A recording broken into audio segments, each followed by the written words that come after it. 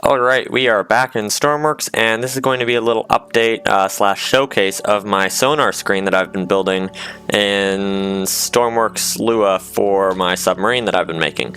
I've not showed anything on my submarine, I don't think, on YouTube, so only people in my Discord will really know what I'm talking about, but I'm making a mini nuclear submarine to kind of go with my narco subs and everything, and it's going to have a bunch of weapons and stuff like that. But it needed a sonar, it needs a couple of more Lua intensive things, so I'm having to do that, but I'm pretty proud of this. So this is the screen that I've been working on.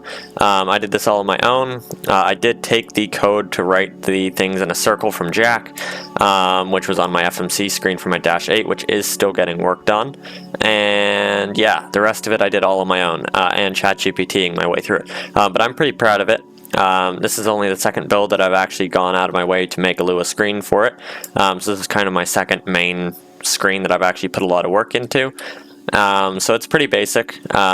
We use the little sonar block thing here that you actually have to spin, and then that just uses a pivot, and then I've got a compass on that, so I can get the actual heading of it and all of that. So this is actually it. So you have to manually spin it. So as you can see here, I'm using A and D, and that spins it around. This is all going to be integrated into the submarine a lot nicer. We've got the FOV. It can go up to 45 degrees, and then we can go ahead and search anywhere that we want. I have the stick on it, so it can't go behind me right now, which is okay. I had a really long stick on it so I could see if it was actually accurate or not. So yeah, there's that. And then what we do is we search around, we see a little light, it says we've picked something up. So now what I'm going to do is I'm going to slowly start bringing the FOV in, and then I'm going to try and pinpoint exactly where this is. And then we can see here we have a distance, 425, so now I'll mark position. And now that actually has a little line of where my last ping was that I think somebody is. And then we can go ahead and keep searching, whatever we want. We know we saw somebody over here. We've got another over here, it's 32, and it's moving, so I'm guessing that's a fish. They do show up, which is a little bit inconvenient. I think that's a fish. So far in my testing, it's looked like fish that show up there.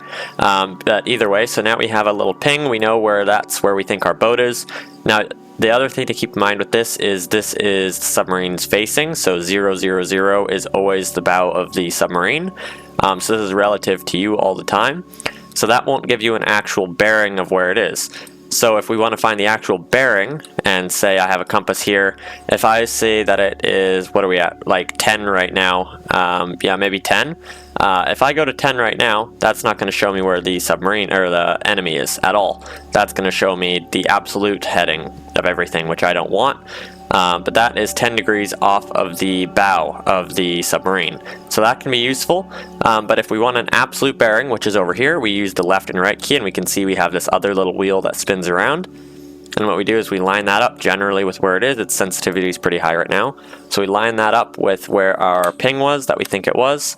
And then what we do is we do calculate absolute bearing and 198.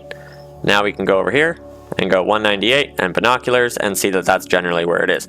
Now another thing to keep in mind is this is not completely accurate. It's close enough, but it's meant to be a little bit more rough around the edges, kind of the whole submarine is.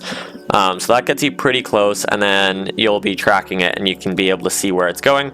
So I can see another one right over here, and again, the more you kind of pinpoint that in, the more accurate it's going to be.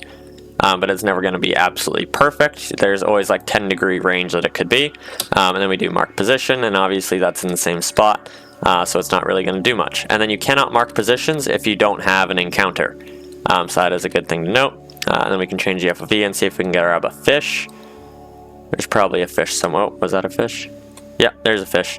We can do mark position, and there we go. I'm guessing that's a fish. I might have something else out there, I don't know. But as you can see, that's pretty close to us. So that is, you will get the actual distance for it. Yeah, so that's it. And then we can do calculate absolute bearing, all of that stuff. So we can go ahead and see that it's over here. We can do calculate absolute bearing, and that is 130, which is right here, right there, which is pretty accurate. So that's that. And then if we don't want any of these, because you can just keep adding these marks however many you want, we can do reset, and that deletes them all. So that's about it. That's the screen that I've been working on. I'm pretty proud of it.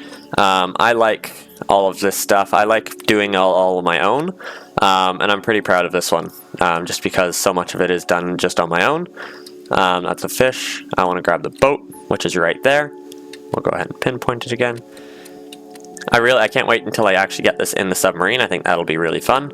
And I had a little bit of trouble having it not pick up targets really far away. And I don't know if that was just because the things were on static or what. But for some reason it didn't like it at all, which is why I have this big spotlight on it so I could drive around and see if that actually changes, which it does. But yeah, so that's about it for this. I'm pretty happy with it. Let me know what you guys think in the comments. I think it's pretty cool. I think it's pretty manual, which I really like. The whole vibe with the submarine is more manual, and you actually have to do things, and there's more like jobs and everything that each person would have to do. I've got some other cool ideas for this submarine too, depending on a few things, so we'll see how that goes, but it could be really fun.